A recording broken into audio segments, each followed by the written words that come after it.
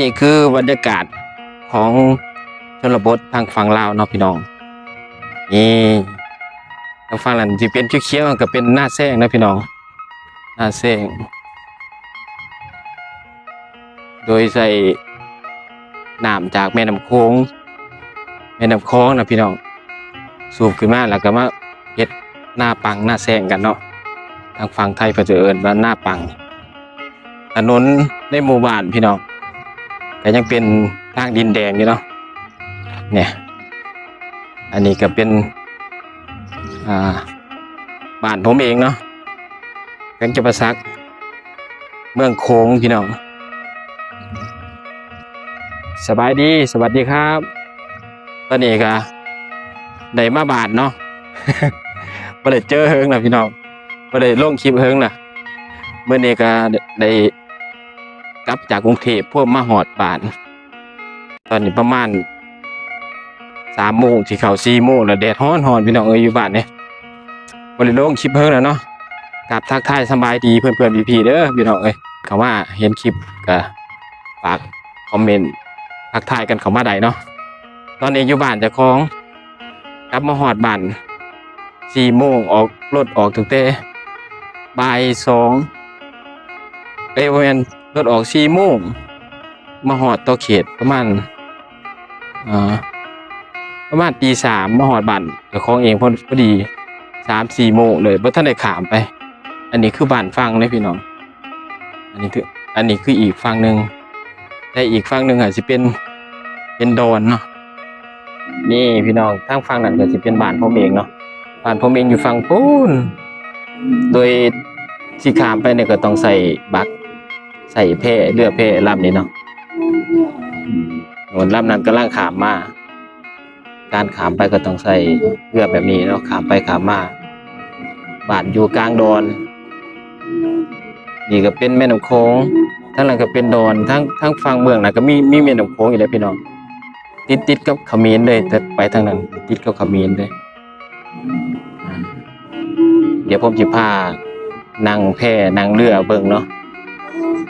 อันนี้ทางไต่ลงไปก็จะเป็นห้างค้อนดอนเดชอย่างเพิ่นเนาะ4,000 ดอก4,000 ดอนหลายหมู่บ้านครับพี่น้องอันนี้ก็เป็นรถที่มาจากตัวเมืองเนาะก็มาจอดให้อยู่ทางนี้จอดให้ทางจอดให้อยู่นี่ก็เว้นว่าสิฮอดบ้านแล้วแหละพี่น้องต้องข้ามบักข้ามน้ำไปอีกเนาะบรรยากาศมาจากกรุงเทพเมืองไทยใหม่ๆพี่น้องแต่ละคนนี่อ่อนเพลีย อ่อนเพลียว่าแต่ละคน3-4ฮอดออกรถออกตั้งแต่บ่ายโมงเนาะออกมาจากตัวเมือง3 ฮอดก็พอดี3 ฮอดบ้านก็พอดี3 โมง 4 โมงพี่น้องเนี่ยไปทางนี้ก็เป็นหมู่บ้านนั่นแหละอันนี้เพิ่นเอิ้นว่าบ้านฟังถนนเป็นบ้านดอนแต่ดอนก็สิมีหมู่บ้านหลายๆบ้านนะพี่น้องบรรยากาศวันนี้เก็บภาพบรรยากาศให้พี่น้องได้เบิ่งเนาะเดี๋ยวผมจะพาพี่น้องลงไปนั่งเรือเพเนาะถ่ายกลางแม่น้ำโขงให้เบิ่งแล้วก็พาพี่น้องย่างไปโมเมนไปชมจนฮอดบ้านเขาเนาะไปชมเบิ่งว่าเป็นแนวใดดี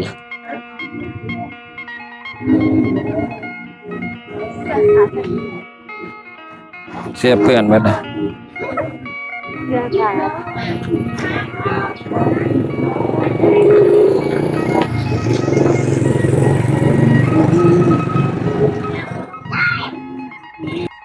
นี่พี่น้องอันนี้ลงมาอันนี้ก็คือเขาบักเนี่ยก็คือสิขามไปฝั่งนั้นแล้วพี่น้องอุปกรณ์สัมภาระเต็มเหนียวดูบรรยากาศแม่น้ำโขงหาไปก็เป็นดอนเป็นหมู่บ้านอีกเนาะบ้านอยู่ดอนพี่น้องการขามไปเนี่ยก็ต้องใส่เรือใส่เพก็เต็มบักเต็มเรือ ผู้เสียผู้สาวเต็มเลยพี่น้องเลยสาวลาวนี่พี่น้องคนขับเรือเอานั่นนี่คนโซเฟอร์ครับเรือครับแค่ฝากด้วยนะครับคนไหนคนแม่คนกินน้ำคนแพ้กินปลาแล้วกินอะไรใช้เวลาประมาณ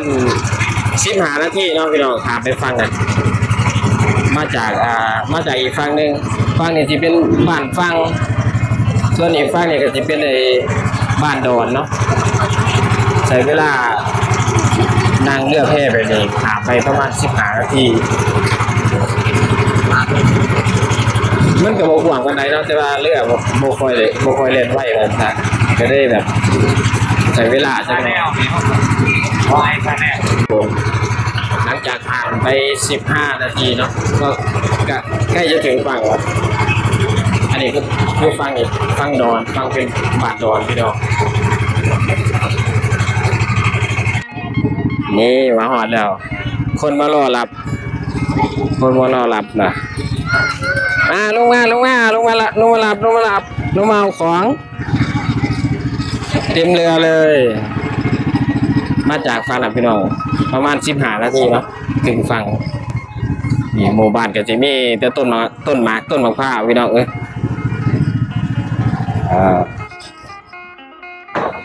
ถึงแล้ว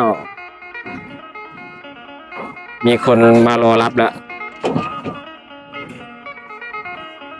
อันนี้คือรถมารับนะครับโอ้แต่นี่คือรถมารับอันนี้คือคนมารับมารอกินขนมถึงบ้านแล้วยังไม่ถึงเรียบร้อย ยังต้องเดินรถไถต่อไปอีกขนของขึ้นรถไถแล้วก็ตามเนี่ยไปเนาะทางไปบ้านครับทุกคนดูทางเนี่ยนะอยู่บ้านดอนเนาะเป็นบ้านดอนบ้านชนบทนะครับข้างๆก็จะเป็นนาปังนาแซงนาปังเนาะโอ้เห็ดนาแซงเห็ดนาปังพี่น้อง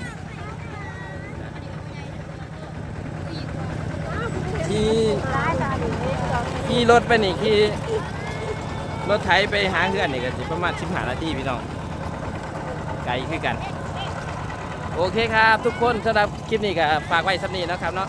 เจอกันคลิปหน้าครับผมยังไงก็ฝาก